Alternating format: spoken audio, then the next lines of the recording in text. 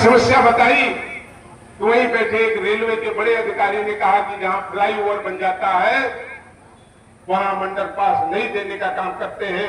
हो सकता है कि हमारे सहायक प्रबंधक जी इंद्रमणि जी को जानकारी हो। उन्होंने कहा कि टेक्निकल प्रॉब्लम है। हमने हिंदुस्तान में कहीं पर भी जहां फ्लाईओवर है वहां अंडरपास नहीं देने का काम किया। हमने कहा कि जनता की आवाज के लिए ऊंचाहार के लोगों के इस समस्या को हल करने के लिए ये नियम भी तोड़ना पड़े तो नियम आपने बनाया है, इसे तोड़ने का काम करिए और अंडरपास को देने का काम करिए। और हमें खुशी, हमें प्रसन्नता है। मैं आभार प्रकट करूंगा भारत सरकार के माननीय रेल मंत्री जी को।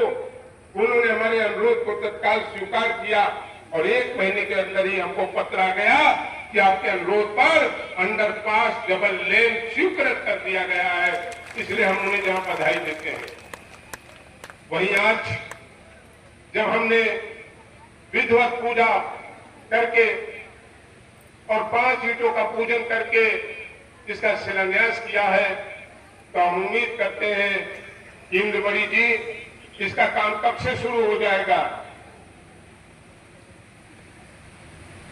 कुछ काम तो आज शुरू हो जाए, बाकी बारिश का इंतजार न करिए, काम को तुरंत शुरू करा दीजिए। मेरा आपसे आग्रह है कि काम तुरंत शुरू हो जाए। हम धन्यवाद देंगे रेलवे से आए अपने अधिकारी गणों को, जो आकर के उन्होंने इस कार्यक्रम को चार चांद लेने का काम किया।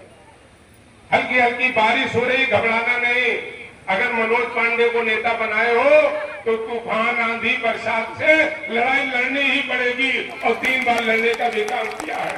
और इसलिए इस मौके पर अपने ऊंचाहार के सम्मानित भाइयों, माताओं, बहनों, मां से कहना चाहते हैं, यहाँ विधायक बनते चले गए, जनता वोट देती चली गई, लेकिन 5 साल तक वो गरीब जनता कभी अपने विधायक को नहीं देख पाई। जिसकी कच्ची कोठरी थी वो कच्ची कोठरी रह गई, जिसकी पेंशन नहीं बन रही थी वो नहीं बनी, जिसको शौचालय नहीं मिला तो उसे नहीं मिला। गरीब भटकता रहा, टार्च लेकर के भटकता रहा। जिनको वोट दिया है वो हमारे विधायक कहां है, लेकिन 5 साल तक विधायक का दर्शन नहीं पाया। इस लोकतंत्र में जिन लोगों ने जनता के साथ धोखा करने का काम किया, जनता से वोट लेकर के उसकी पीठ पर छुरा भोंकने का काम किया, और हम उन लोगों से कहना चाहते हैं कि सबसे दुखद तो ये रहा कि नाली, खड़ंजा, सड़क, पानी, बिजली तो अलग हो गई, लेकिन अगर गांव में मिट्टी भी हो गई तो 5 साल तक चुने हुए विधायक आपके यहाँ मिट्टी में भी एक बूंद आंसू बहाने नहीं आए।